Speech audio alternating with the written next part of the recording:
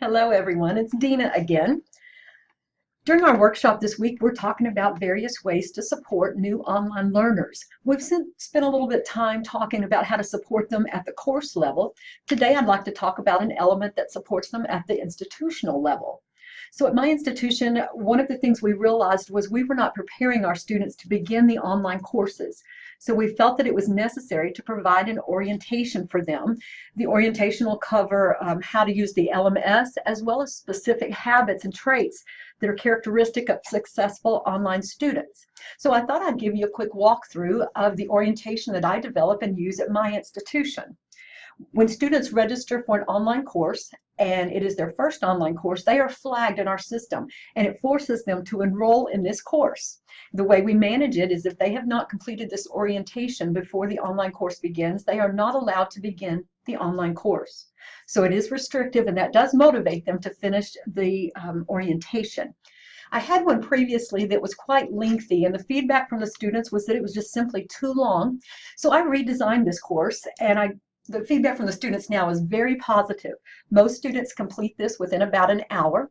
And let me walk you through and show you how I designed it for ease of the student and to make it a little less tedious for them to complete. So this is my splash page where they enter my course. And when they click on Start Here, they're provided with an orientation here from me, which will be a video welcome explaining how this course works.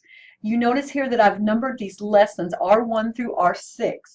So the idea here is that each one of these lessons is worth 100 points. And what we ask them to do is to receive 1,000 points before they get their certificate and complete this orientation.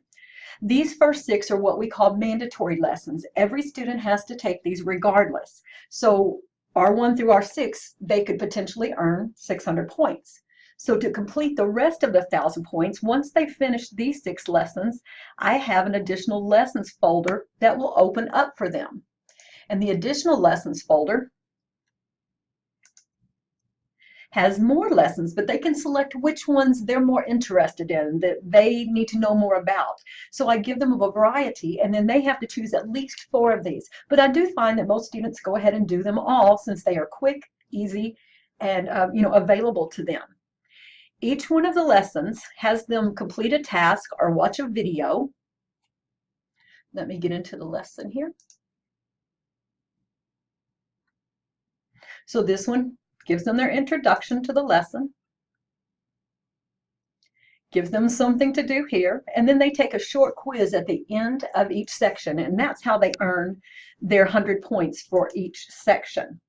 So the whole idea is to complete at least 10 of these lessons, earn 1,000 points, and you'll be done. Now in these lessons, we don't cover so much how to do specific LMS tasks because we want them to be able to try them. So these are not worth any points in here, but these are the basic tasks that students have to fulfill in their online courses here.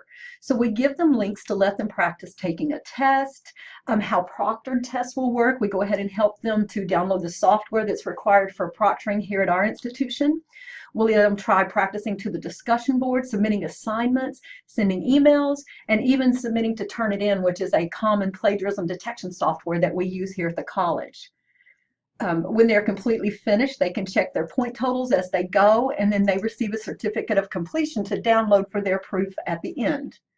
So I cannot express the value in these orientations and providing students the skills that they need, the information they need before they walk into the online course. Even though most of our online instructors are wonderful and have orientations into their courses, at times some online instructors may not provide enough information. So it's good that the institution be that beginning place to provide good support for all our online students before they even enter into their online course. So I hope this was helpful today for you to view how I designed this online orientation, maybe give you some ideas for possibly designing your own orientation in the future.